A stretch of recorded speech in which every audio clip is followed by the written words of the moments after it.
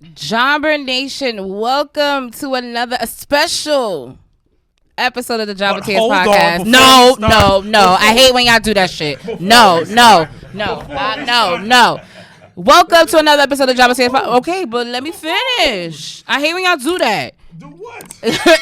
Like, come on, let us get into the intro, then you can get all ratchet when you want. Okay. No, but the thing about it, you gotta like. You gotta ease it in. You can't just go full blown like hell out. Like no. Because you gotta. Because the thing about it, they're low key legends in where they're from. Yes, I understand that. But you want to tell you want to like. I wanted to ease people in as they are coming through and watching on the live stream. Thank you guys for joining us in this mid-afternoon episode of the Jobbertears podcast. Also want to thank everyone that came out last night to the Battle Club Pros Women Crush Wednesday 3. Last night in Brooklyn, we were outside last night and it was really nice to be there and witness an all-women show and everybody coming out to support that. So thank you so much. Those, once again, that came out last night, your ticket is still valid for next week's show. So it's the men's turn next Friday, 4/21, back in Brooklyn. So other than that, we have two phenomenal special guests with us that flew in from Detroit, the home of SummerSlam 2023 this year. So I'm going to let Sir Wilkins show some music of theirs, and then I'll let them introduce themselves. They have been called a dirty ball club, and I can see why. Oh, we here. 89 Cadillacs. This is very Detroit. I'm a player, you know what the time is. Let's start it off real right. Smooth as cashmere. Vlad and Stretchmoney in the building. Cause we the bad boys, world champs back to back. They here. Album drops at midnight. Dogs for the W, imagine that. If you listening to this, it's time. Cool now. My mama called me. My bad, guys. My mom just called me. How did that happen? Mid-song. Oh, my mama called me. Detroit's about family, so that made perfect sense. Check it up, better against, better luck. Next go around, get the bag and hold the crown. Next go around, I'm taking every pro in town. I've been on the gas, ain't no telling me to slow it down. I've been moving fast when it was slow, it wasn't no dough. But even though they're a tag team right now, they've done some single work too. I like your socks. By the way, you see his socks? I like your socks. Those are so cute. I like this song, actually. Hey. This is a Detroit classic. Stretch money. This money to make money. You driving on the highway. That's love.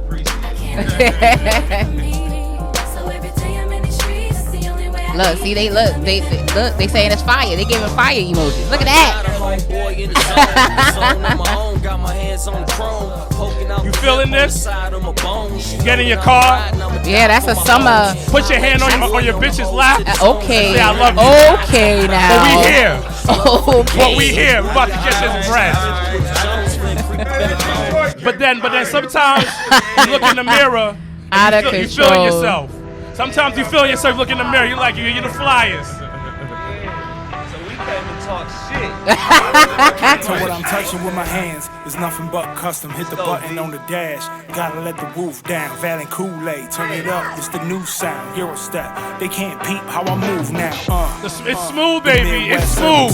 Spit flows, get straight down, I-94, I-96, I-75.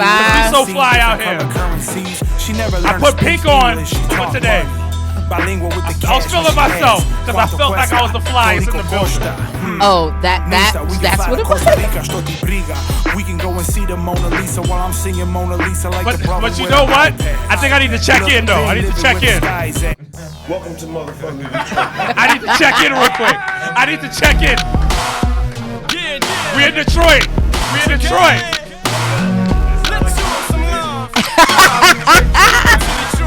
Put your hands up. But you know what's funny? When Janelle went to Detroit, she went to a strip club. Yo, let me tell y'all this story about how he took me to the strip club. Because my best friend loves strip clubs. So we went to the one by the airport. I don't even know what one it was. Turn it down. I hate you all. Hate you all. Hate you all. But when I tell you this was the nicest strip club establishment with a bomb ass food that I've been to, one of the best, I was like, yeah, I had steak, we had pasta, like we ate it up at that strip club, low key. But it was still some hood shit. And then it was some hood shit. And then what was wild was we actually, like one of the strippers was actually from New York. Yep. And she's from the Bronx. So we kind of like bonded for like 2.5 seconds. We was like, oh, what you doing here? And then we started talking to the stripper and all type of shit. And then she was like, cool, I'm from New York too. Yeah, like we lost it. Yeah, we were like, all right. So, okay. I'll play this one last because this is my favorite shit ever. They bodied this. This is that sounds like some lunch table beat. Remember that back in the day?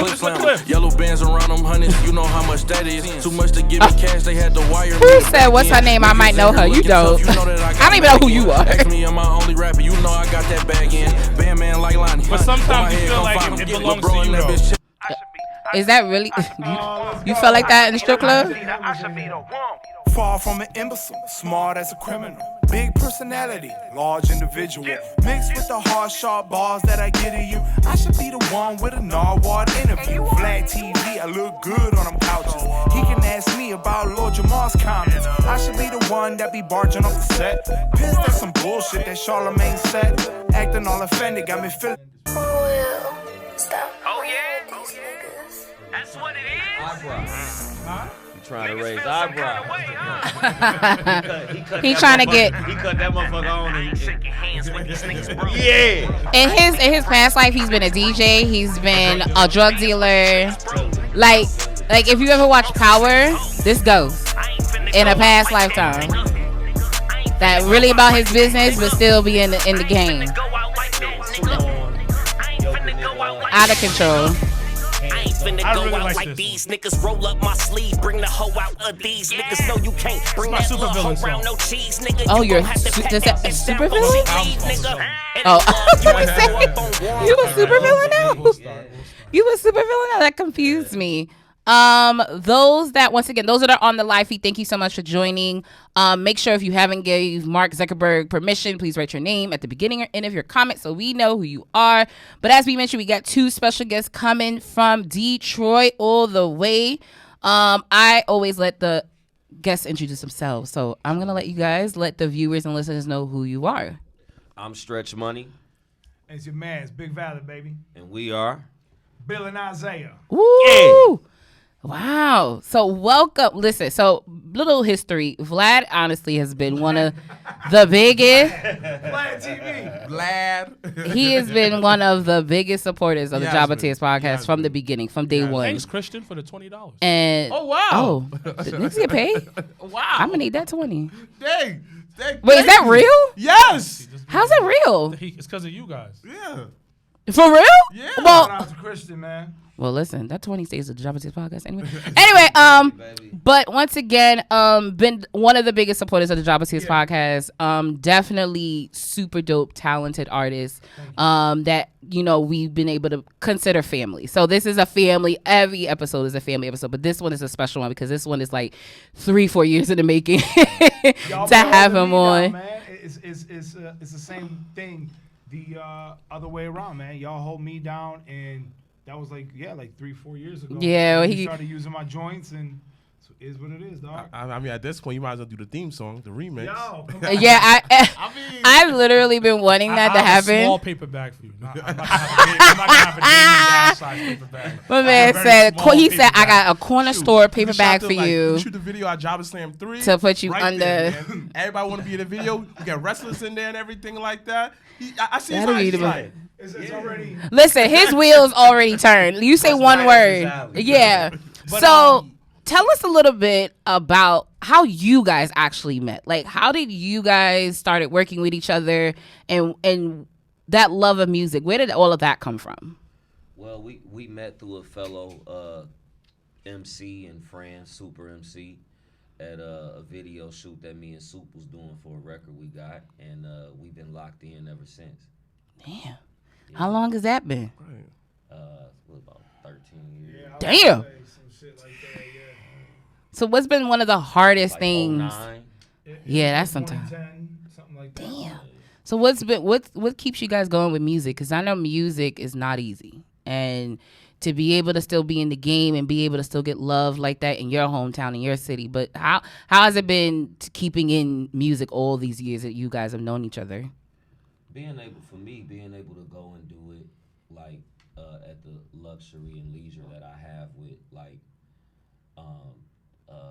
producer friends, and like I got more than a few producer partners that I work closely with, and having the luxury of, you know, hey, check this out, and sending me beats, and I can listen to it and actually go in the studio and rap and not jump through all the hoops and hurdles that most artists do. You know what I'm saying? It is a leisure. It's leisurely for me. Okay. So financially, that's a whole nother story, and that can get discouraging. I'm not gonna act like I don't have have had my discouragements, but being able to go do it and my love for the art itself is what has kept me going. Other than that, I would have been said, "Fuck this." Shit, so. What about you? What keeps you going? Because you it's Speedy the love Gonzalez over there. it's the love of the art, straight up. Like, you hear other artists and you say to yourself, I could do that, or I could do it better. You know what I'm saying? Shit like that. And that's really what it is. But I also, this shit is exciting.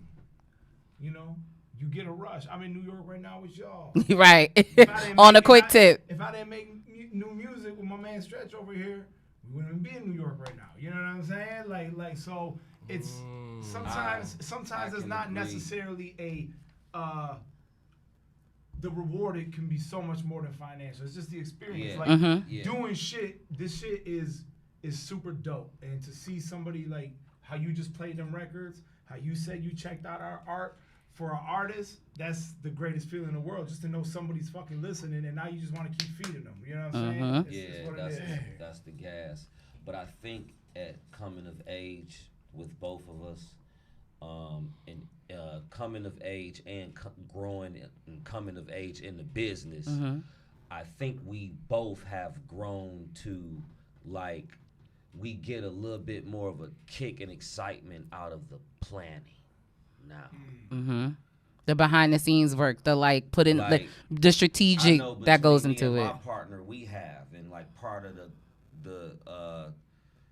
the great part of us collabing is that he plans and structures and works his shit out the same way I do. So then two guys like us coming together, it's a powerhouse. That's a mega power shit. You know what I'm saying? No, minus Hogan. Like, minus the Hogan. music is easy to go do. Yeah. But planning a rollout, planning something that you follow to a T, and reaping the results, the rewards from it, I think I've grown to getting a more of a rush from that. From that, just the going, the green light. The music is the fun part, but like, like we keep looking at each other like we fucking pulled it off. Yeah. Like we just pulled that shit off. We performed at J Dilla and like got off the stage and looked at each other like, we just cooked this bitch. Like like we pulled it off. Like we fucking did it. Like, you have a little nervousness. Yeah, but like, that's good. And like I didn't know what it was gonna be like when we got there and the crowd was in front of us. It was a packed house in front of us. It's like, so I think it almost, it's the same answer for almost any type of performing art. Like a wrestler. You know what I'm saying? It's that moment. Yeah. I've heard Stone Cold Steve Austin say a million times, I love this so much that I would do it for free, but that ain't the name of the game. He goes, but the real reward is when you're behind that curtain and I hear that glass shatter of 20,000 people. Now, I'm not saying I've ever felt that type of rush, but I can still understand where he's coming from, because I get excited when I'm rapping in front of 200 people. Right. You walk out on Monday Night Raw, and it's 20,000 people going crazy. Man, that shit is fun. It still hit the same. It doesn't matter the number. Nah, right. So what song, if there was one song, what made you fall in love with hip hop? What song was that? I'll go first. For me, when I was a kid, the first time I really had that like rush, like, oh my God, this shit is crack cocaine. Like, fucking my brain up right now. I'm addicted forever. Was Biggie Smalls. More money, more problems. Wow. I'm 10 years old. We came back to New York. Full circle. Full circle moment. Y'all the mecca of this hip hop shit. Let's just, it is what it is. And I was probably 10 years old, and I'm sitting in the backseat of my uncle's truck.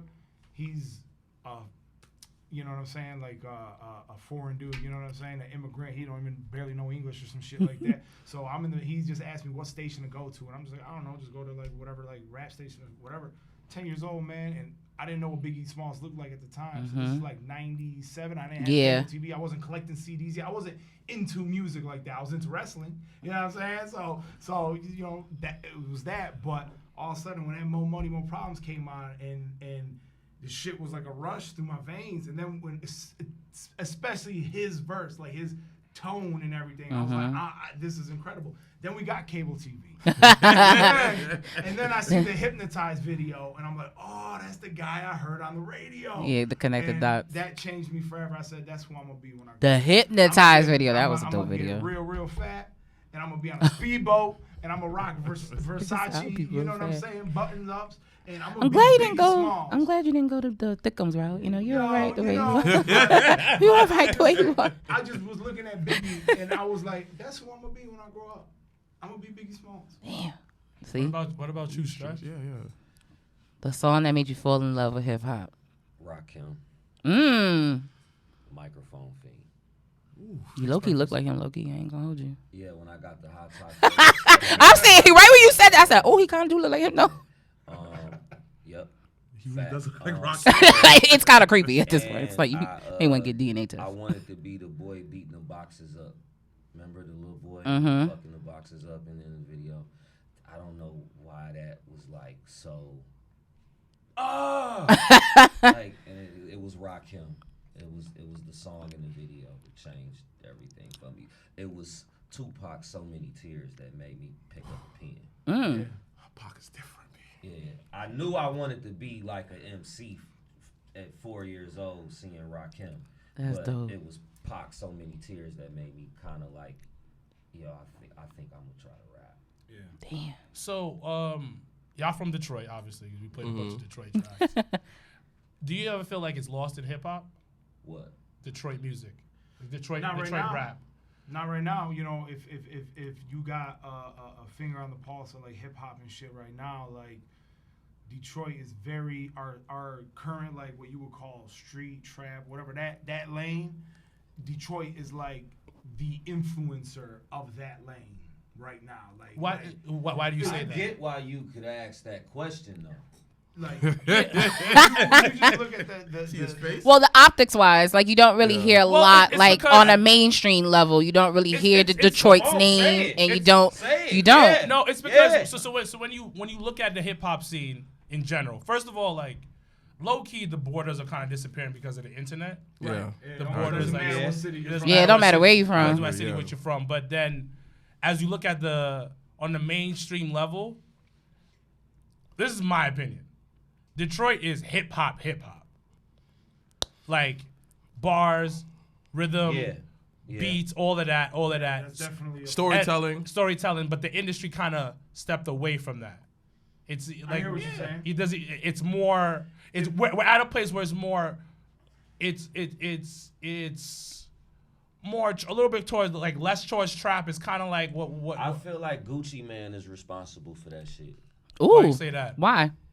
Because, like, the Gucci Mane, like, really the Gucci Mane phase and era was, like, the time of Gucci Mane. I feel like that era in time and him solely, like, it changed us, motherfuckers like us, like, from car music to club music. It went from like headphones, taking it to another level, like listening to what you listening to,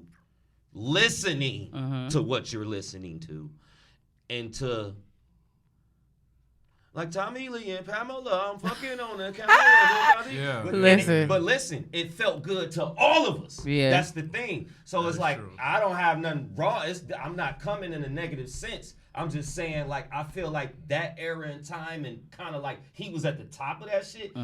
It changed shit from like car music to club music, and then that's when the entertainment kicked in, and now entertainment has solely taken over the music part, where it's more about being entertained than it is about good music. Right, because I mean that's where the money is. When you go on tour, when you do shows and stuff like that, a lot of artists focus on that. Though, my man's on the chat room right now, Sean. He's hitting them like the Sada Babies, the Babyface Rays, etc. Like this is such an influential sound in hip hop right now, in general. Yeah. And it's from our crib. That sound is from our crib. And this guy is one of the fathers of the blueprints that whole like Detroit street lane came from. You know, like Helliva, who's a major producer from Detroit that's worked with all these cats, and a lot of that sound, we call that like the Helliva sound. Just like Helliva sound is called? Yeah, just like Jay Dilla has his sound, that's that soulful shit. Well, yeah, that, every producer has a a sound.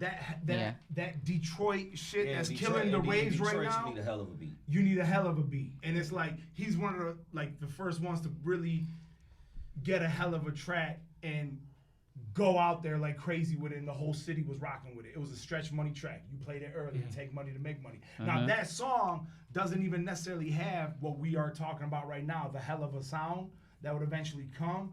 But because that song is so big and Stretch is related to all that shit, the hell of a shit, like that lane, this is one of like Mount Rushmore of that lane, is Stretch Money. You get what I'm saying? He was the blueprint that whole lane was built on, that now in 2023 we see is like influencing the whole rap genre. But you know what's crazy? People don't know that. Yeah. They don't know that. So let that's me tell you a similar story.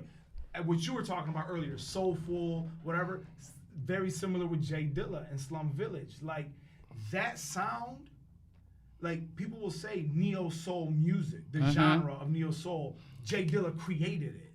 He's one of the creators of that sound.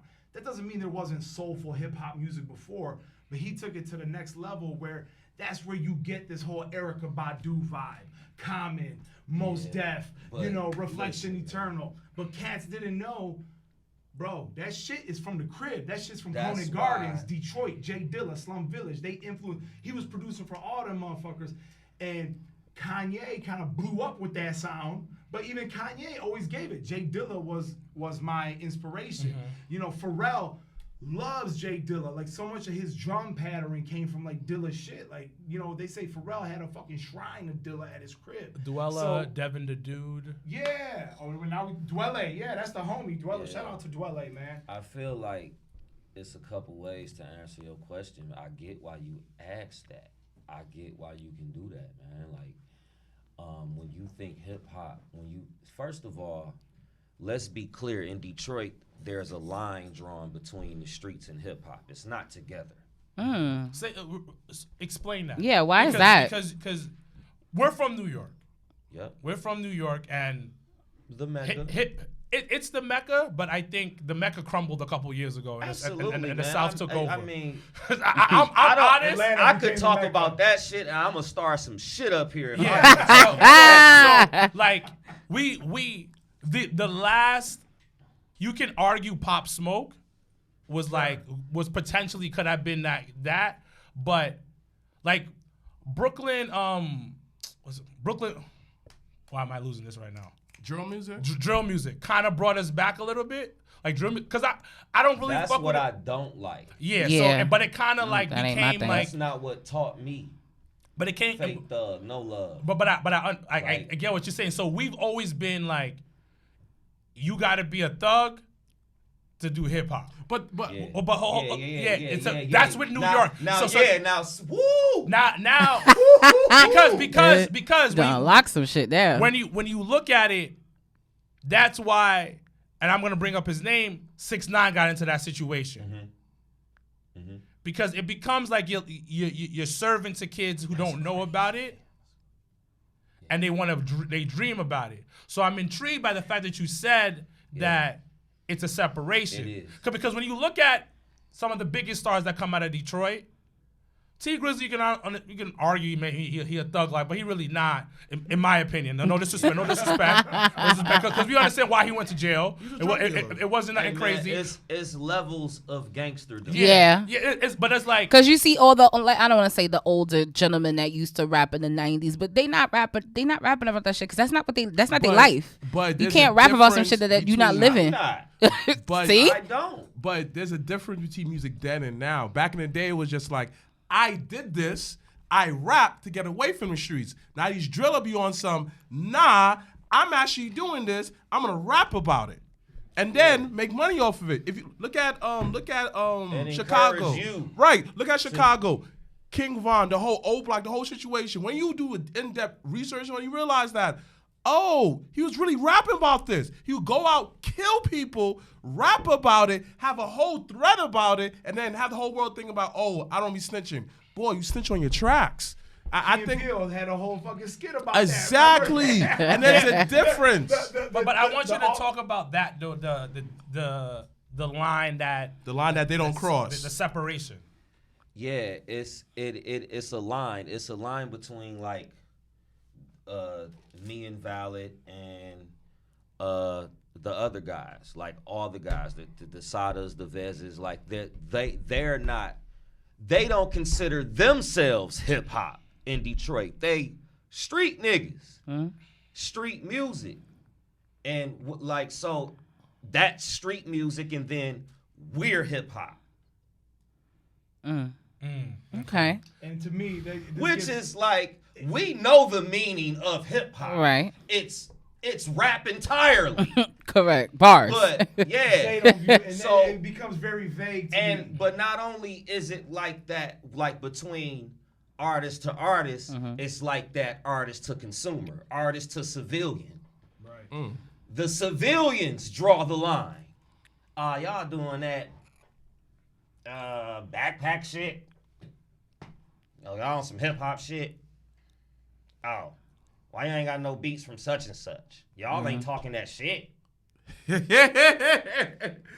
literally the line. That's how a lot of people usually say it like that. There's no arguing me about that shit. It's completely fact. So for me, so it makes that question can be answered in many ways. So it's like when you, and then for me to talk about that, but then if you're an outsider or an insider, when you talk about hip hop in Detroit, you're gonna get about 3 fucking names. You're gonna get first of all, people like always, D12 or some shit like that. They just, or Slum Village. They say the stereotypical. They say that who got mainstream. Yeah, boom. So, but now when you think hip hop, there's a couple key motherfuckers that come up, and it's only them. Which ones do you say? Royce the 5'9", Bodie James. Yep. Okay. Bizarre. It's a few other cats, guilty. You know what's Simpsons interesting? and such I don't mean to cut you off. You know what's interesting? You mentioned Bizarre. Yeah. And I low-key think he don't get enough love. He getting it.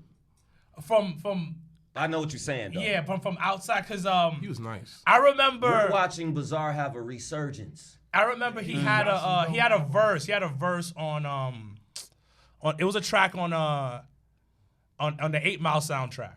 Mm-hmm. And this is when I bought it for my birthday. Remember the CD? So I bought it for my birthday. Talk shit when you talking. So my mom was like, you can get a CD player, a new CD player, and you can get one. You can buy one CD. You bought the 8 Mile soundtrack. I bought the 8 Mile soundtrack. That's fire. Kim was on there. Yeah. Nah, it was a solid soundtrack. It was about. He had this crazy. I forget which track it was, and my apologies, gentlemen, but he had the best verse on it to me. And I was like, but he was just so funny and just so articulate with the words. So it's intriguing that how like he's doing a resurgence, but it goes to my next question, independent rapping. And being an independent artist. We're now in 2023, and I mentioned earlier how there's no borders, there's no state lines, there's no, I can do a song with a cat in Tokyo right Yeah. now. Yeah. But it's also no like a region sound anymore. It's just music. Okay. I mean, it can kind of be. Because we were all getting the music from the same place called Instagram. Yeah. Back in the day, you went to the DJ. Yeah. I can tell you. Social media totally flip music. Sound no more. Huh? I got a theory on why it's not a region sound no more. What? Because the whole fucking country is waiting on the hot region sound, and then the whole country fucking does it. From up here to down south to Texas to LA. West Coast. And guess who got the rock right now? Who got the Detroit. That goes back. That makes the conversation. Motherfucking goddamn Minnesota, Milwaukee, Kentucky. They want Detroit sounding beats. That's actually a phrase. We hearing our flows. Is this just a recent thing, like the past couple of years? Yeah. in Because the past 2 years, 3. So It's been strongly developing. Now it's Snowball it's effect. like that. So do you think the pandemic kind of helped that?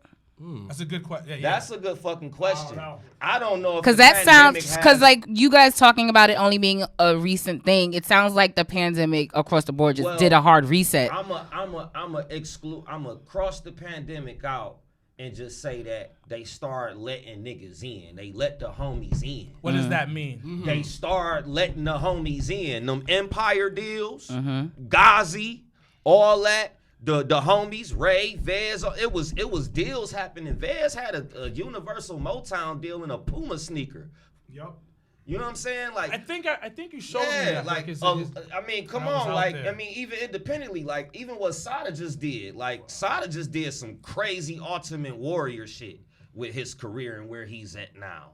And like I don't know if y'all seen his interview, he was talking and he was like, "Yo, like I've been running this whole time and I ain't made no streaming money check yet. I've been getting money my other way." Other way. So it's so much. So So it's- you it's guys deep. you guys are giving me questions. My apologies, guys. No.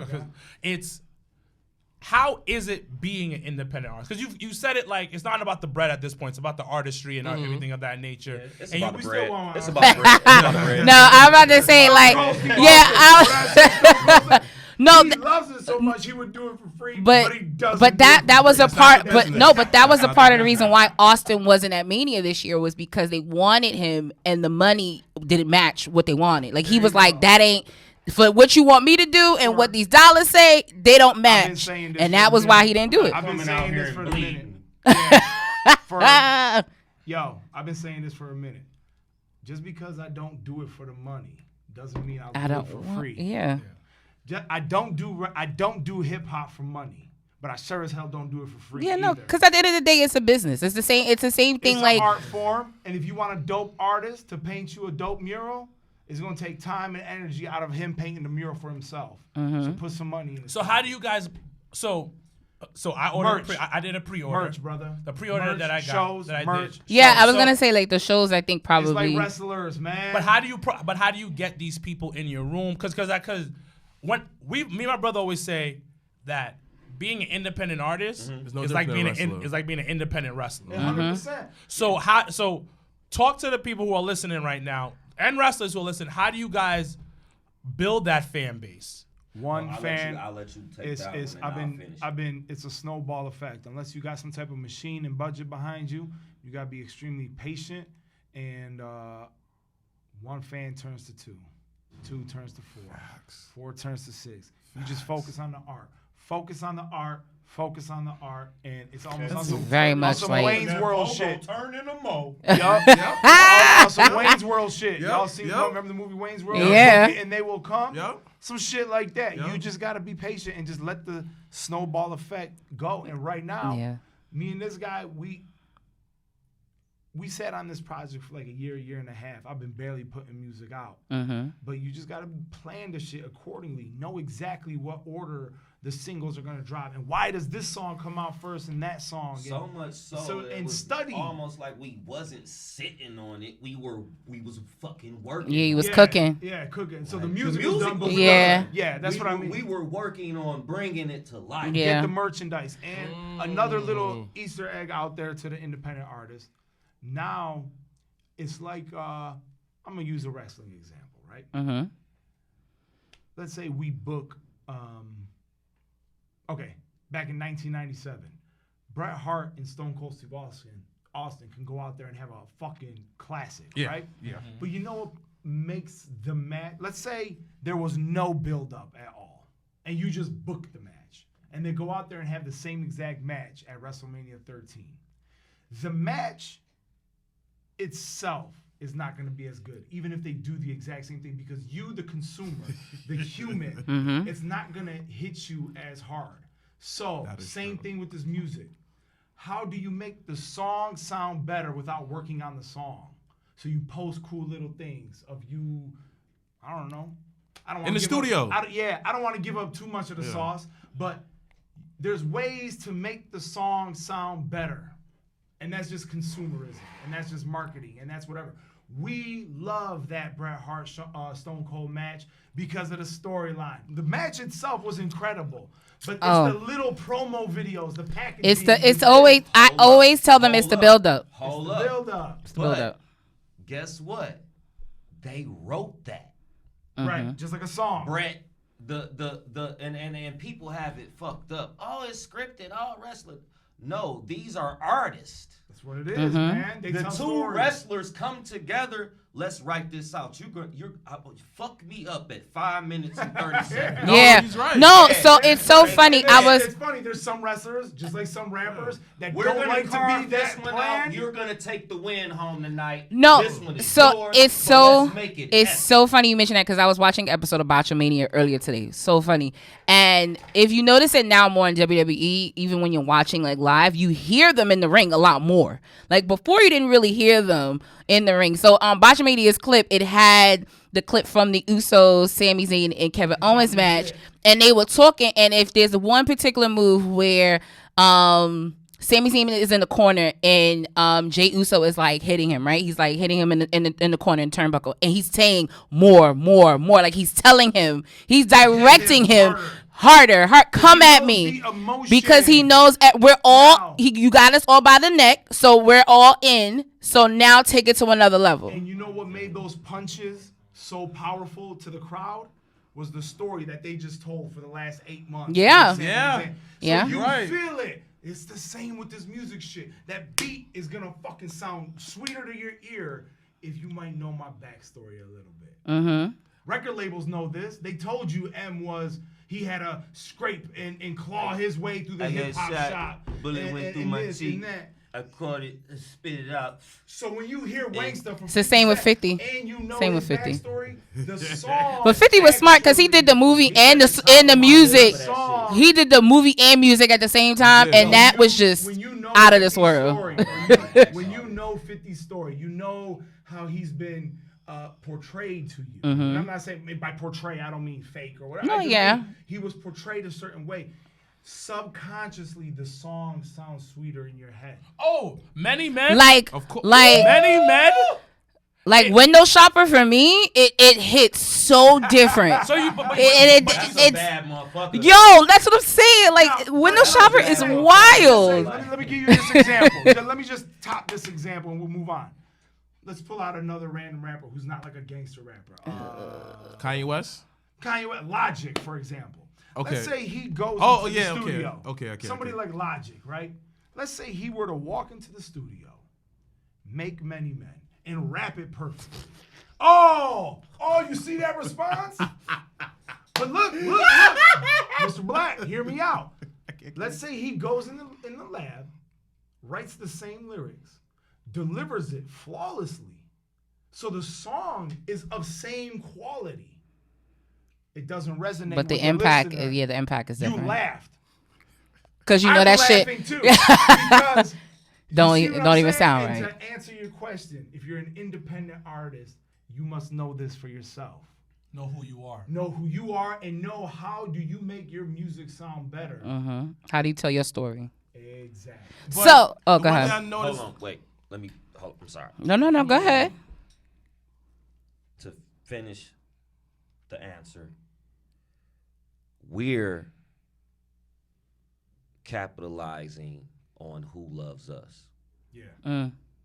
Ooh, say that a little louder. Elaborate on that. Like, what do you mean we're capitalizing on who I get. us? I felt that. I get it. I'll talk to us. I'll get all like the way we're kids, into please. it. Okay, look, our followings are relatively small right now on social media in comparison to other artists or bigger motherfuckers or whatever, right? I actually had a super big popping strong ass page. I lost my platform. You know how Instagram go to take your hacking, page. shit like that. Yeah, hacking, and I was a part of that run, that phase that happened. I didn't get caught up like Cash App and somebody. Yeah, that's worse. Like that didn't happen, but worse. something happened and they took my fucking page and I've never got it back. It was 30,000 that happened to Ronaldo, strong. right? All Instagram. organic. You know what I'm saying? However, right now I've been building that back, but my core following, and the people that are diehard Stretch Money are there, and they're strong about what I do. Which is why, like, I sell my music on Bandcamp and I drop exclusive tapes for those people. Like, and I get to see who's who. What is Bandcamp? Bandcamp. It's a platform No, for. I know. we know, but it's for people.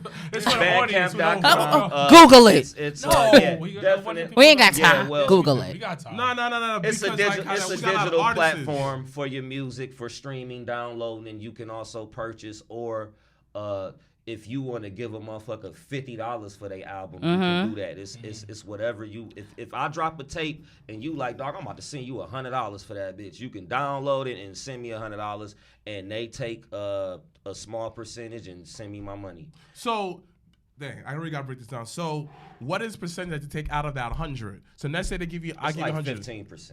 So you get the majority. Yeah. You get the majority. So like if you spend $1 with me, I get 74 cents. So the thing Whoa, is, that's not bad. That's a way better percentage than to get all these other streaming services. But that's why it's funny because Teak and them in Arizona, they use Bandcamp. That's how I knew about it. I was like, oh yeah, that's a streaming platform. It's a stream. It's like it's a streaming But they sell shit on service, there. and it's also like kind of not one. It totally is, but you see the numbers and you see how they, you know. But then you have to work to.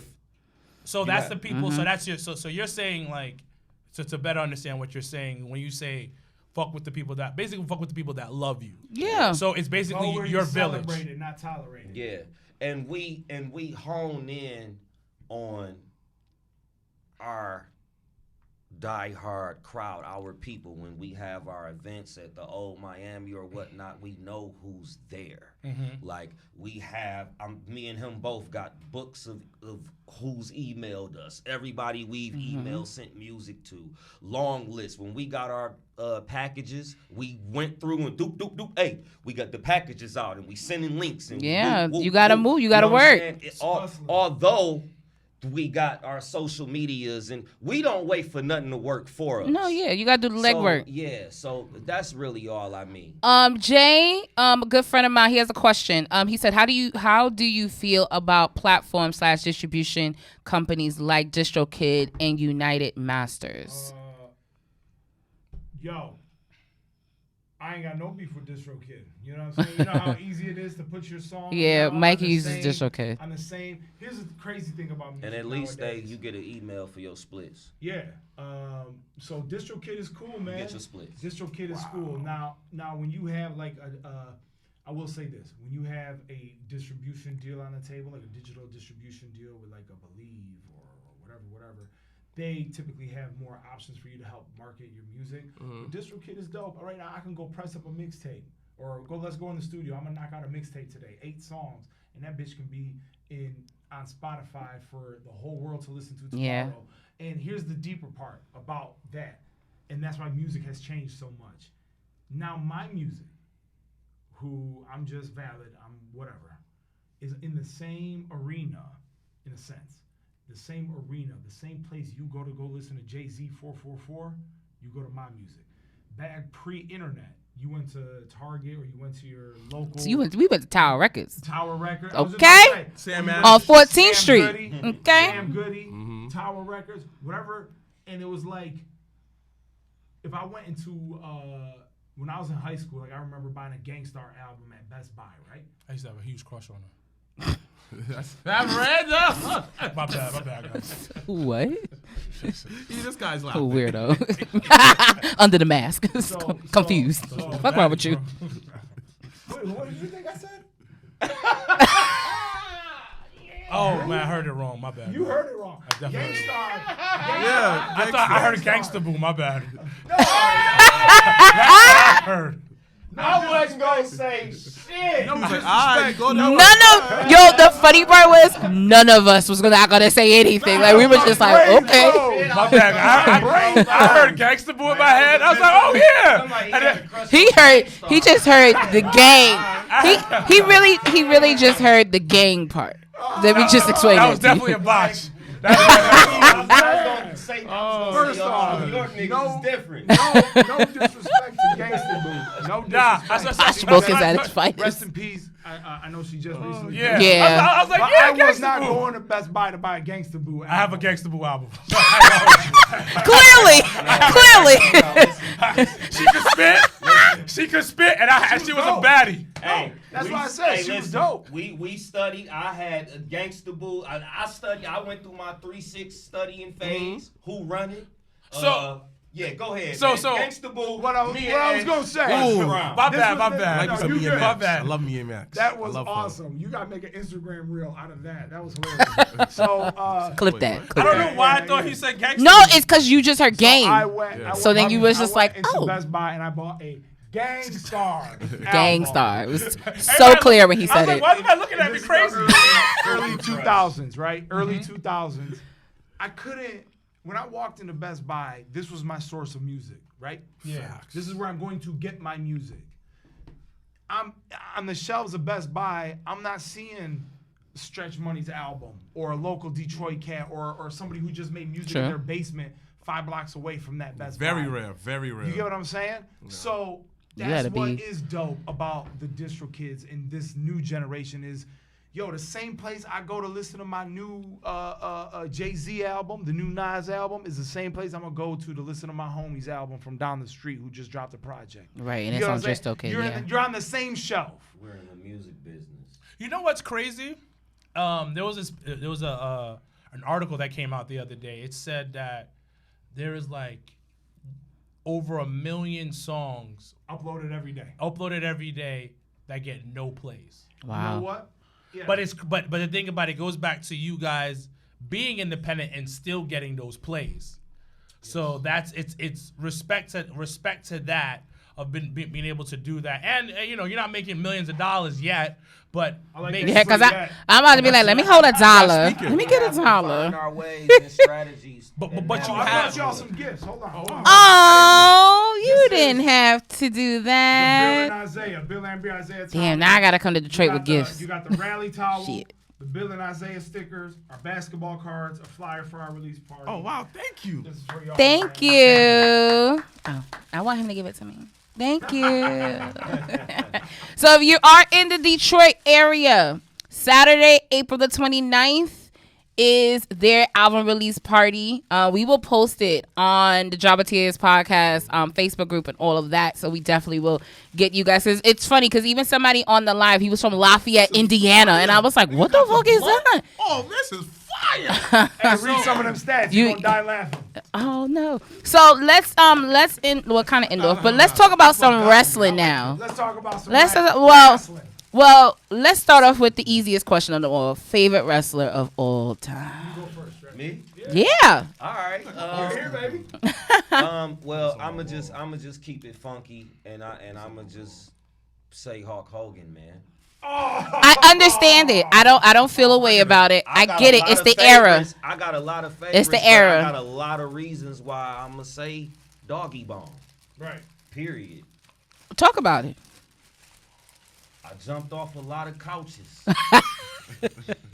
Leg drops off the top rope. I'm done. I mimicked him, so I got to give it to him. Like, I got some real favorites. You feel Okay, me? so what's some of them? Come, talk to me. Jake the Snake. Okay. Was my man. Gangster. Was my man. One of the best heels, I think, in that talkers like, of that time. You finna pour the snake out. What the fuck? Like, yeah, like, yo, this shit is going like down shit is right going now. left. Oh my god. God. Like, so when I heard the story of him and Macho Man, and the wedding and the snake in the box and all that other shit, and him actually biting him. Listen, I gotta see you bite. If you gonna put that snake on me, we gotta throw these bitches right now.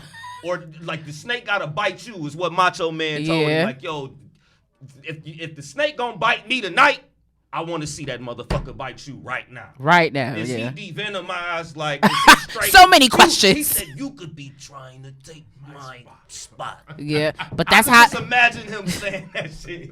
You know that intense. But you know that was. I mean, even to this day, that's still their mentality. Is that spot? Like every era of wrestling, everyone was fighting for that spot. So that era, it was the Hogans, it was the Flairs.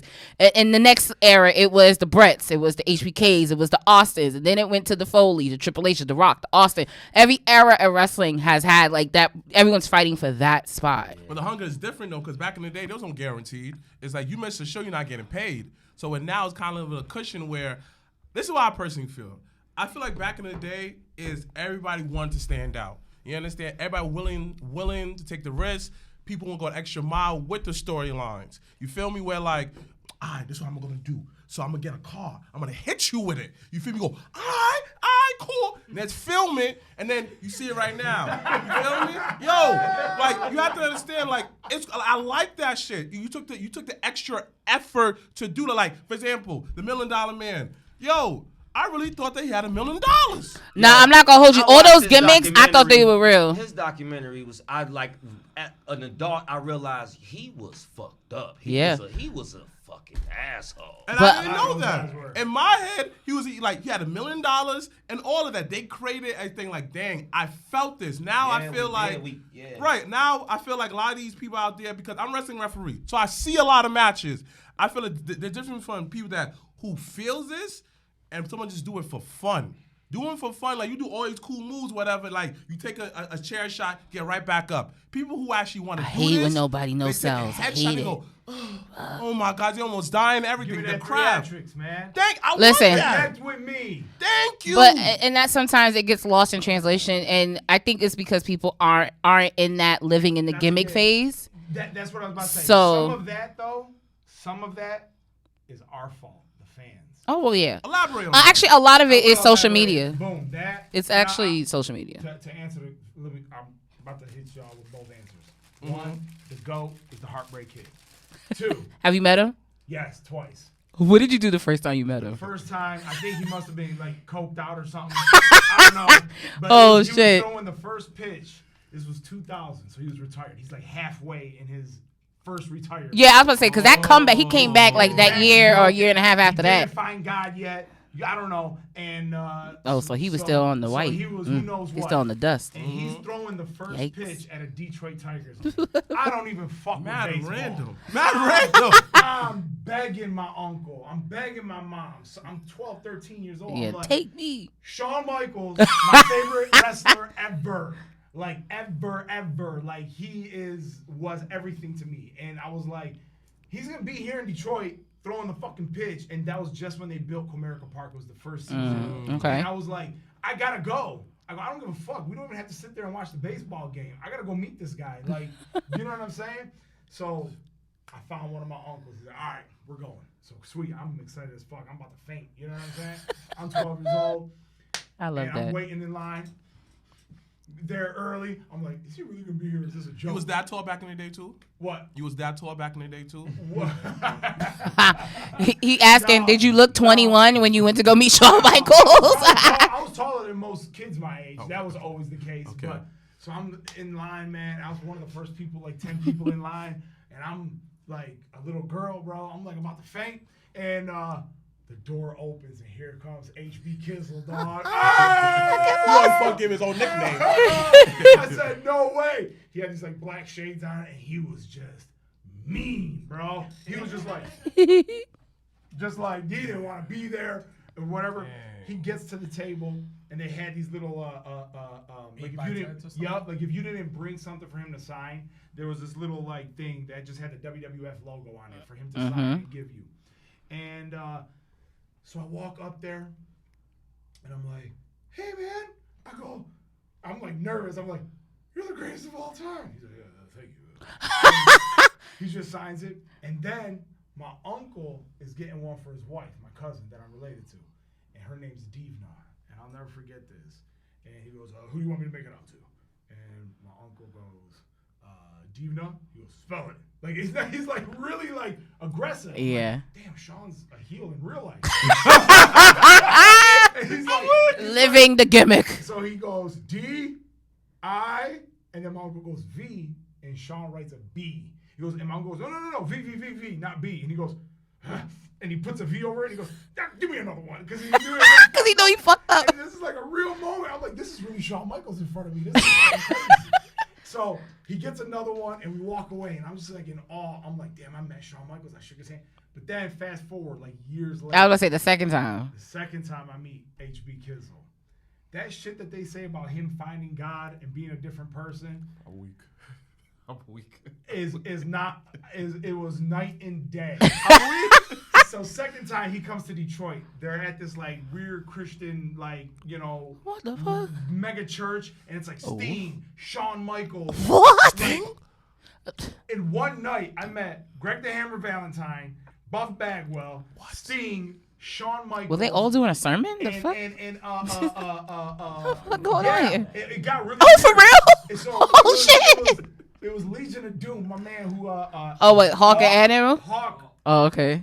Who's the one who passed first? I'm tripping right now. I think it was Hawk. Yeah, Hawk passed first. Because Animal is Laurinaitis' brother. He was just after him. A few weeks after Hawk passed, they were booked on this show. Oh, Legion of Doom was shit. supposed to be on the show, but Hawk passed. So Animal did just some kind of like 3-on-3 or whatever. So he was at the autograph station. I forgot who else, bro. It was fucking crazy. Anyways, I'm there to see Shawn Michaels. He said, fuck all these other niggas. So I'm like 17 now. My cousin Nick, who you met outside, he was probably 11 years old, 12 years old at the time.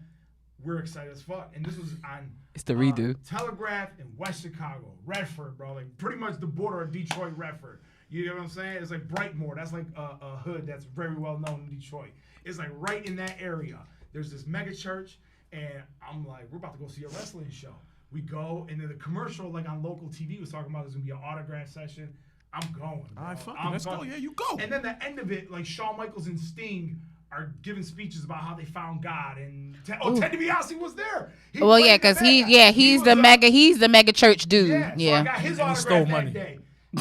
Yep, you're right. So his son's he's about really to the get heel. time. Yeah. You have to do time? Yeah, his Ted son. DiBiase's son. So hold on. Yeah. Before we get on that, so now we're waiting in line, bro, for like an hour, and I'm just seeing, and the people who are running this event are like, look, these guys have been signing autographs for hours. Try not to make too much conversation with them. Hi, bye. Don't invite them to dinner or some shit. You know what I'm saying? I'm like, all right. So here I am standing, a young Mihailo, young Valid. I probably had like a random fat farmer Sean John shirt. And I'm like looking, and I'm like, all right, I'm meeting all these famous wrestlers. I get to Shawn Michaels, nice as fuck. Like I'm talking pleasant as fuck. Wait, but did you hit him with the And remember me? Yes. So jokingly I did. So my little cousin Nick, he goes, man, are you ever gonna face Stone Cold again? You guys should have a rematch. He goes, I don't think Stone Cold's ever gonna wrestle again, buddy, but that would be awesome. He's like making conversation. I'm like, hey, Sean, I tried to tell you this when I was a kid, but you weren't very talkative. I was like, WrestleMania 12, you and Brett had the greatest match of all time. He starts laughing. He goes, thank you, man. I hear that all the time, and that's like one of my proudest moments. You know Yeah. what I'm saying? Signs the autograph. I go, I met you one time at a Detroit Tigers game, and he goes, oh, I remember that. He goes, yeah, that was a long time ago. Like, he didn't. My man didn't want to own shit. Yeah, he's like, well, yeah, I was probably a dickhead. I probably was an I asshole. hope you have a great Here's the fucking day. redo. Just go Shakes my extra hand, hard. Shakes my hand, and I'm like, you're the fucking He redeemed himself. That's just like so. WrestleMania weekend. This one in LA. So was it the Thursday is when the NXT media thing you went to with Sean. So it was a good story. It was. Thursday, so we went out there for like media coverage. For For Mania. Yeah, for Mania. So we got media credentials and everything, and then That's so dope. we were there. So Thursday morning, I went first. I went, and I was like, all right, cool. I'm gonna go. I interviewed a bunch of people, and then they did like an impromptu NXT like stand and deliver media scrum before the show on Saturday. Shawn Michaels runs NXT now, so he was there. So he's old, he's bald, and he don't even look like the same guy. He got a lazy eye. Don't like if he's on TV or his like a recent picture of him comes up, I put my phone down. I don't even want to remember. Oh, that's not the memory you want. I gotta Stretch. Real talk looks like a different. He looks like a. Oh man, the fuck? Oh geezer. What it is, he did found God, but God put all the karma that he did. Yeah, so like the drugs and the liquor, it all's on him. I think it's all Sean on his face. said something like that in an interview one time. Somebody asked him about his crooked eye, and I think that he got a crooked. Yeah, he got a crooked eye. I think I supposedly I heard like Kane elbowed. Yeah, it was something in a match and fucked his eye up. It's been like that since then. In an interview, like. I could go get it fixed, but I don't want to. But he's like, I was so guilty or something. Don't quote me. Don't quote me on this. He said something in an interview one time. He was like, I basically like swam in the sin of vanity for so long. The fuck is he in the Lake Minnetonka? The fuck going on here? Vanity, like being like thinking. I get it, but it was just like what? That's low key a bar though. That's low key a bar. I think he himself said it's okay for me to be ugly now because I was an asshole. I was so into how I looked, like that gimmick. I'm the sexy boy, baby. Like, I could pay that tab now. So we do the thing, and then I ask questions and everything. We're all there. So then the next morning. So no. So the next morning. So I had got that he was there that morning. I flew in that night. So the next morning I went with him, and so we're coming up the escalator in the hotel, and I guess I'm in that phase where I don't mark out as much, so I just quietly say some shit. So I was just like, "Yo, HBK's right." I said, "Oh, HBK's walking past us." He goes, "Good morning, Sean. Good morning." I said, "Yo, it's 8:00 in the morning. Why?" Why are we doing this? Why are you always there when we walk up? Problematic. Yo, we went 8:00 in the morning, and that man wrestled for my man did the whole. He gave the church high in the morning, and I was just like, it's because I said, come on now. Now this one over here was. No, part of me is with you. No, I understand. It was so obnoxious. I said, what the fuck? So he was. I'm not a morning person, so I already was like, no. So in his defense, they got like 18-hour days. Yeah, like no sleep. Point blank, because he's also running the show. Yeah. So he has to talk, meetings, promo, all that stuff. It's like how you guys, what you guys are doing right now. Mm-hmm. Promo runs, all this other stuff. I ain't gonna hold you. I'm tired too, nigga. So we both in the same boat. So I'm not gonna go hard. I just want to say hi. Nah, that nigga went hard. No, so for 8:00 in the morning. So he's up the escalator. I'm also a morning person. Give me 4 not. I'm not. 4 hours of sleep. I'm good. So I see him up the escalator. I was like, "That's Shaw." She's like, "That's Shaw." I was like, yeah, that's Shaw. I'm gonna say hi. So I ran up. Yeah, I was like, no. At first I said no, and then he was like, he said, "Mr. Michaels." I said, "Mr. Michaels." I said, "Oh my god." I put my hand up too. Real last name. It's not even his real last name. But what was funny about it was when he said it, he didn't turn around. No, he didn't turn around because he didn't want nothing to do with me. I was like, you're going to do something with me at this point because I'm too far into this. Pause. So I ran to him. I ran to him and I was like, yo, Mr. Michaels. I was in a meeting scrub yesterday. He was like, hey. Yeah, it was 2 words or less. And I looked at him like, this is why. And then, so this one is worse than this one. We were in Winston-Salem, North Carolina. Oh, it gets worse. No, it gets worse because maybe not that worse.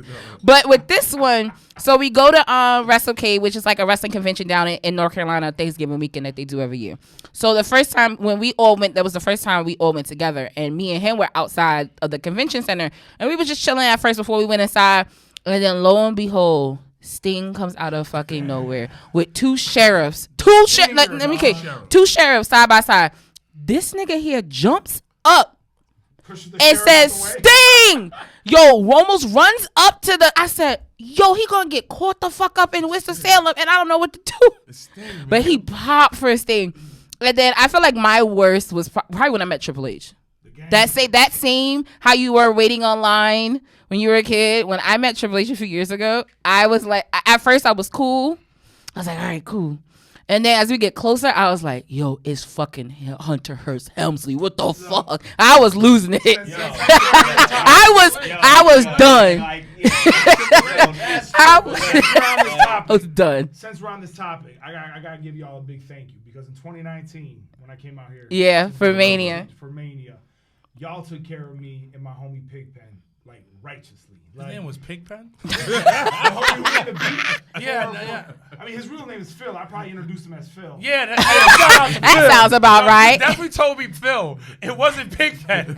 That's what you saw it twice. I got a crooked eye now. No, yeah, that guy has a crooked eye. That human doesn't exist. No, he don't. You don't see a recent Yo, picture? he looks wild. You don't see a recent picture? He look wild. Wild. Look up a recent picture. Nah, he looks wild. Shawn Michaels now, bro. Yeah. Like he, Yes. like definitely top 5 wild, because Hogan definitely is in that list of like wild. Listen, like Arnold Schwarzenegger is my.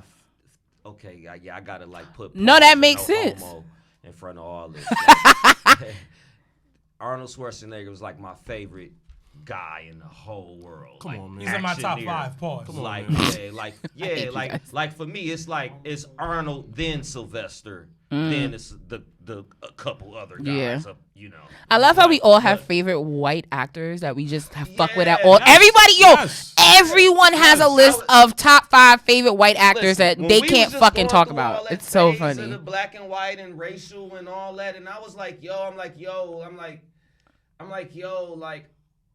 we all have a favorite white actor that we love. Like, if I saw Seth Rogen, I'd tell him, yo, for the last 10 years, like, you got me through some shit. Yeah. Will Ferrell. But anyway, I thought definitely watched Old School the Schwarzenegger other was day. going to look like the Terminator my whole life. Me too. I thought that's what he was gonna be, and that's who he was. It was gonna always be like that. And now I'm grown, and his fucking knees is like this, like buckling in. Oh, when we talking like Shawn Michaels, crooked eye, no hair, he looked fucking. He looks crazy. wild. So you know what's Looks crazy? wild. I used to work at Ralph Lauren.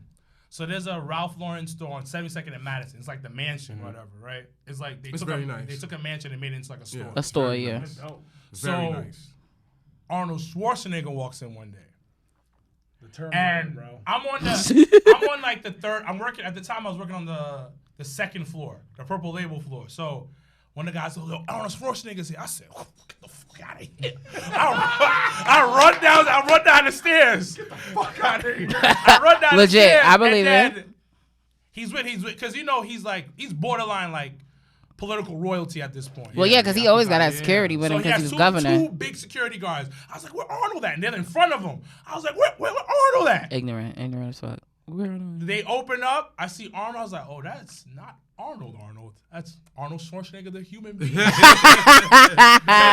Because over time, like, he's older. At this point, he was older. He's still old. He's, he's shorter. He's shrunken down. Yeah, Yeah, because he's getting old. He looks like a regular person. His Yeah. hair is like strict, scraggly, like Yeah. and still Stringy. jacked though. Still got that. Oh, he big as fuck. He's just a he looks like somebody's uncle. Yeah. Like, they still fuck you up, but the thing about it, if you hit him the right way, he done. Yeah. But he's strong enough to grab you.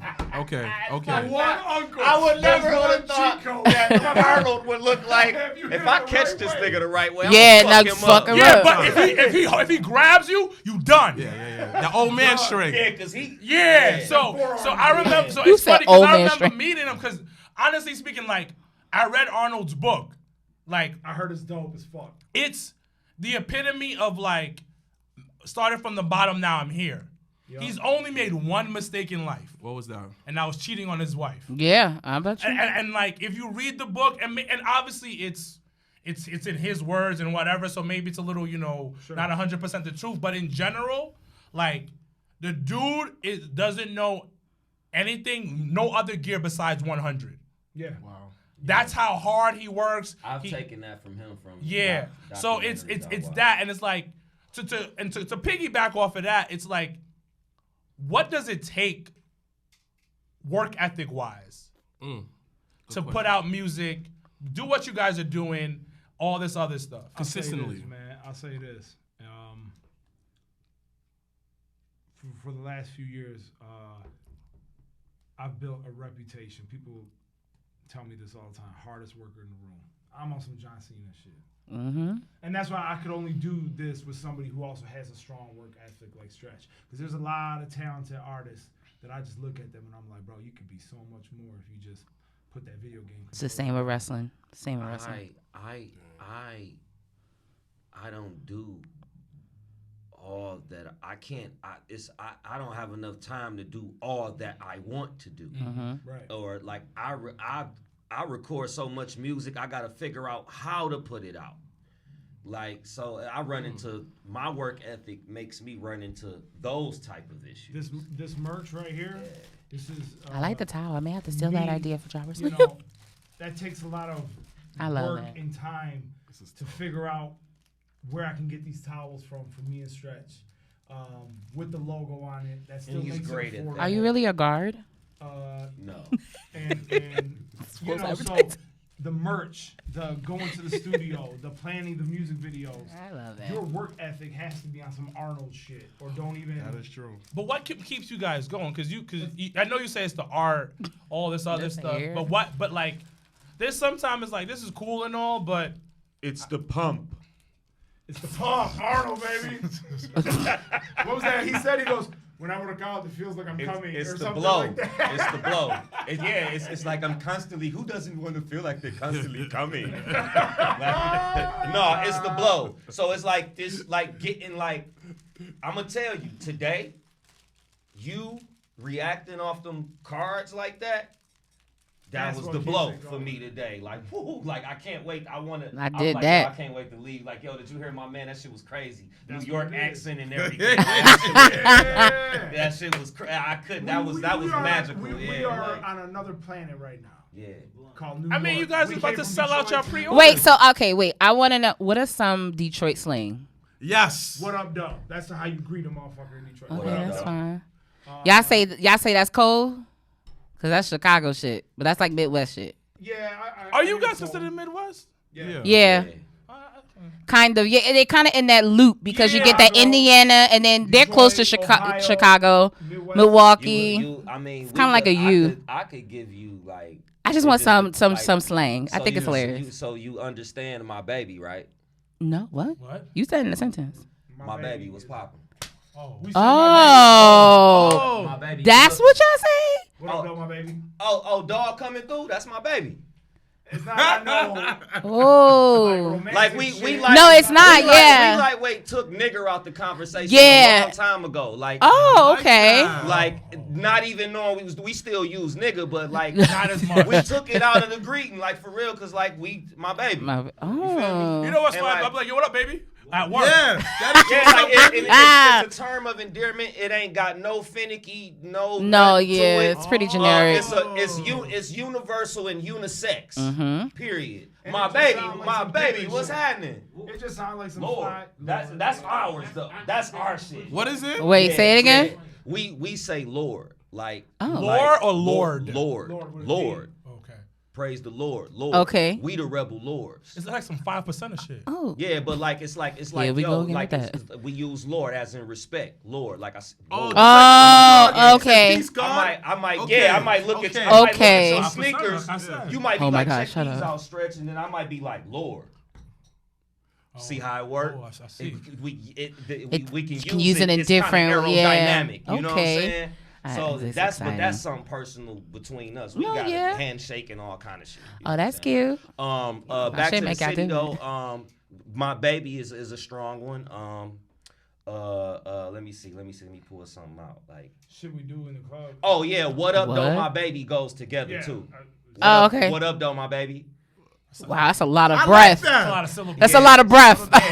But it What up, though, my Yeah, baby? be quick, but bang bang. nah, it's you. See, you yeah. you That'll roll fuck me into up. I'll be it. like, though, what my up? baby? My baby. What up, You. I'm talking to though? you. Yeah.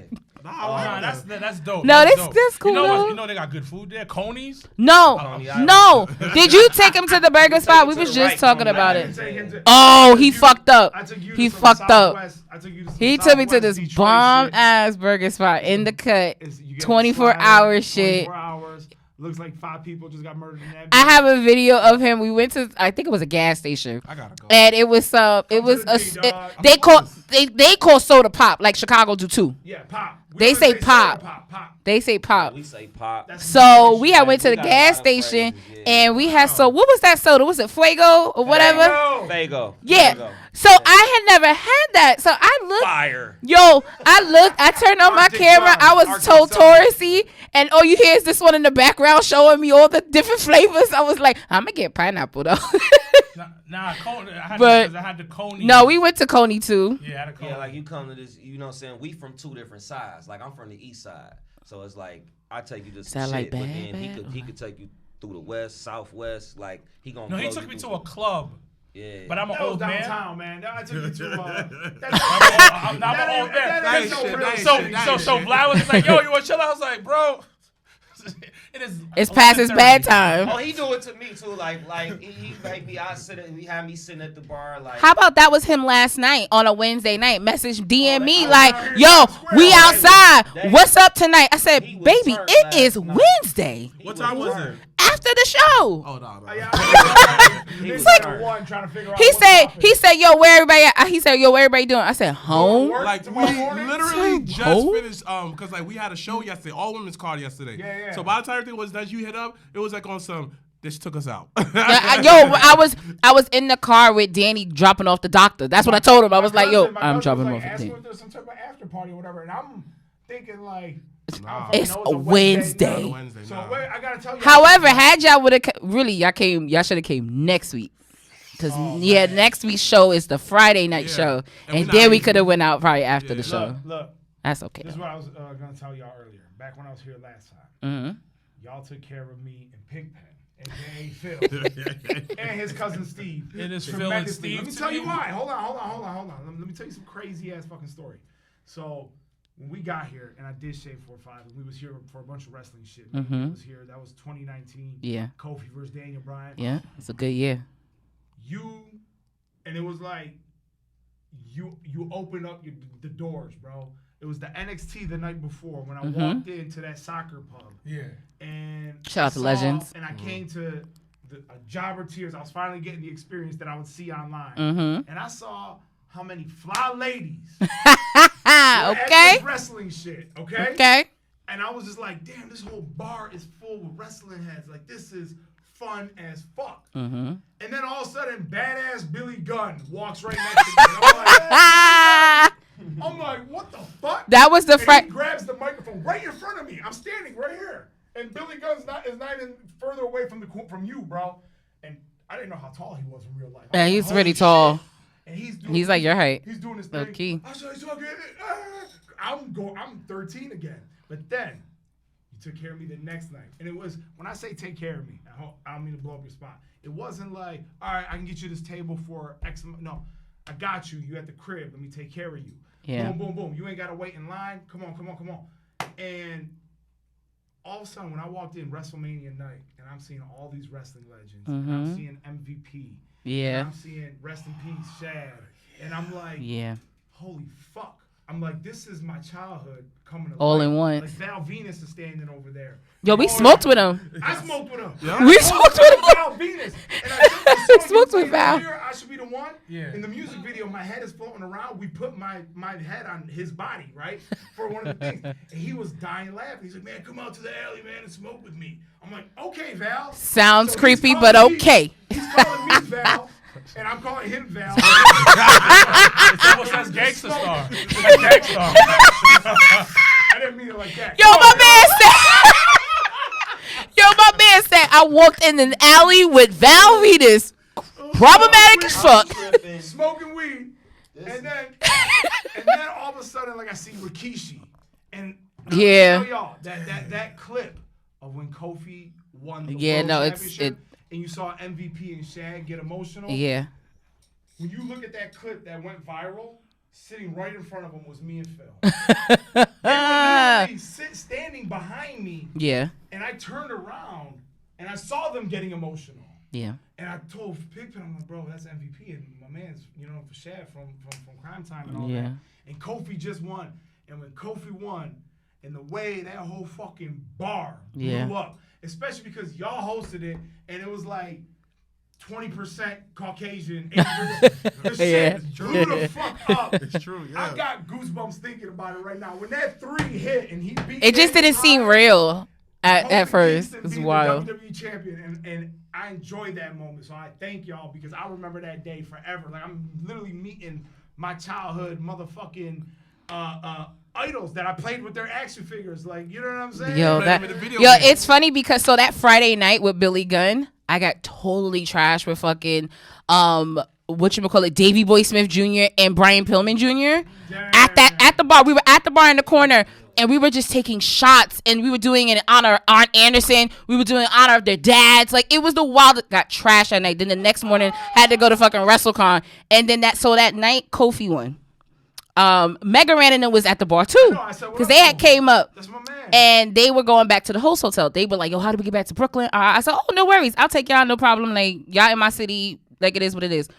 It's so funny because so we go to the host hotel, wasn't expecting nothing, wasn't thinking nothing. Mega's really close with Kofi and Kofi's brother, so this is literally after the show. Kofi comes into the host hotel, comes up the escalator, he goes upstairs, he comes back down.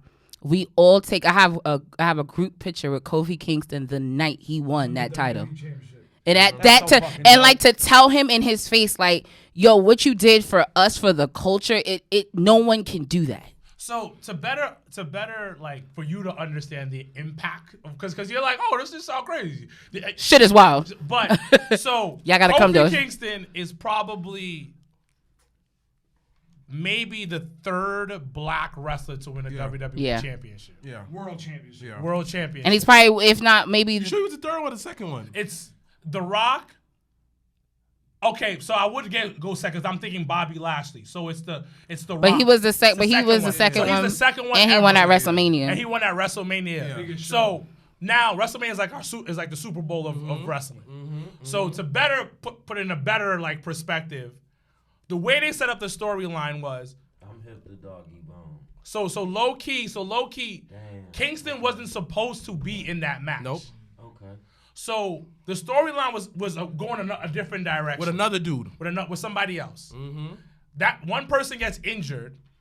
Kofi comes into the match. He's over. Over means that the crowd is going wild. Right now in Detroit hip hop, we're over. Okay. Yeah, there you go. Yeah, I like that. People are fucking with him, whatever. And they set up the storyline so well that they kept putting like different obstacles in front of him for him to fail. Yeah, Vince was fucking with him. So for like 2 months straight. It was like, oh, you won?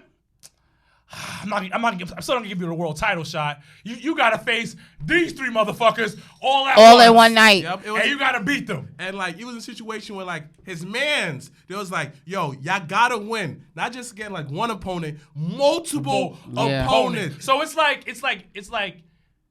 there was symbolism in the storyline. Vlad gotta go for the championship, but we're not gonna let him get the number 1 contender until you 2 guys beat me and my brother. Yeah. So it's all put on y'all. Yeah. That was one match. Then he had put up in another match. Yeah, it was in a gauntlet on SmackDown and had to wrestle 3 dudes. 3 people back to back. He had to continue doing that. So the whole thing is like it's built up. It's a build up. It's a build up. It went. But the thing is, as black wrestling fans, we never saw somebody win a championship in our lifetime per se, besides The Rock. So now we're all sitting there like, he still ain't gonna win. Even though he's now at WrestleMania, he ain't gonna win. Yo, that was the one time I definitely was like, I don't know if he's gonna win. He's not gonna win because I don't know if they gonna give it to the nigga. Because nobody expected it. So, and to put it on a bigger thing and like get the feeling going, it wasn't the last match of the night. But nobody remembers the match after. Nobody. Because that match, it took everything out. It took like the whole air out the arena, took all that energy you had because the match was good. It was such ups and downs, and that's what that feeling was. It's like you guys going on stage, and you're not the biggest star.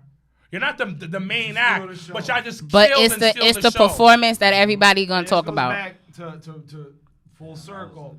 The story. You gotta go watch out on the Peacock. Makes the story, the buildup of that Daniel Bryan match made it when that 3. Okay, we know this is scripted. We know this is in boxing or MMA. Yeah. It don't matter. The story, just like when we watch a movie. MMA that's debatable. I agree. I agree. Dana wants to be Vince so bad, so that's debatable. So the story, the buildup made you get emotionally invested, and when that fucking referee's hand hits 3, ding ding, Kofi Kingston wins. It becomes. It was real. the ultimate delay. Yeah, it becomes real for a minute, and he's literally crying and has his family. His three boys is in the front row. When he's crying, although he knew he was gonna win the match when he goes in, it's just like a actor. We don't have enough time to go in this conversation, but it's just like an actor winning some type of like Emmy award or something like that for their performance, and he deserved it. You know, Kofi Kingston, we all know he deserved it. He was there for a minute. We always said he was one of the best. Yeah. But he never really got his big break. And he got his they let us, but then they let us make him think he was Jamaican, and I still stand by that. WWE fucked up for that. But anyway, I'm gonna let you guys. Yeah, you know he's from fucking Ghana, bro. He's from Africa. But all right, so we're gonna wrap up. You guys plug everything. Take the time. Let everyone know that's watching and going to be listening to the episode where to find you guys, what you guys have up and coming, all that. Let them know. It's your man's Valid, VALID, and all my social media. Turn it around. VALID 313. So you can go to valid313.com. Follow me at Valid313 on all social media. Oh, that's your area code. Go ahead, Stretch. 303. Follow me, Stretch Money Official on Instagram, on Facebook it's Stretch McCullough.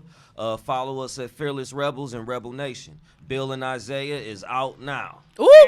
And BillAndIsaiah.com. Go get the vinyl record. Go get the T-shirts. Go get the basketball towels. And we got some legends in the building. Oh, what up? Hello. That scared me. I was like, what's going on here? Let's really plug my mans real quick. I was so like, hey. I'm going to keep it short and sweet. This is one of our executive producers of the album. This is my DJ and everything. If you don't know who DJ Head is, you do. Multi-platinum, Grammy Award-winning producer. Let me get $1, DJ. What's up? DJ Head. Just Google him. And that's Cousin Nick. What up, cuz? I was talking about Cousin Nick. What up, Nick? Earlier. Oh, this is the HBK. Yeah. Oh. This Cousin Nick. This is Cousin Nick. He met the nice Shawn Michaels. You met the nice, yeah. You didn't get the bad one. Yeah. He found God and said, let me act right this time. But no, thank you guys for coming out to New York. Thank you guys for stopping by. This has once again been like 3-4 years in the making of love and support. Super excited. We're definitely going to have to figure out Detroit. So once again, those that are watching a live feed, SummerSlam tickets will officially go on sale tomorrow, Friday at 10 a.m. It will be at Ford Field in Detroit, Michigan, their hometown, their city. So make sure to come out, support the city. It is super exciting for your city because it's going to bring y'all a lot of money and a lot of people there. And I think that is the dopest thing for you guys. Jobbertears. So I think we're going to have to, after party. Listen, we're going to have to figure this out. We You got to do and something. your brother got to come out. Yeah. Me and Stretch are hosting. I can't announce this yet because I don't have anything official. But when I get home, I'm going to start working on a location. Yes. And I think that a special Detroit edition of Jobbertears event, the SummerSlam after party in Detroit.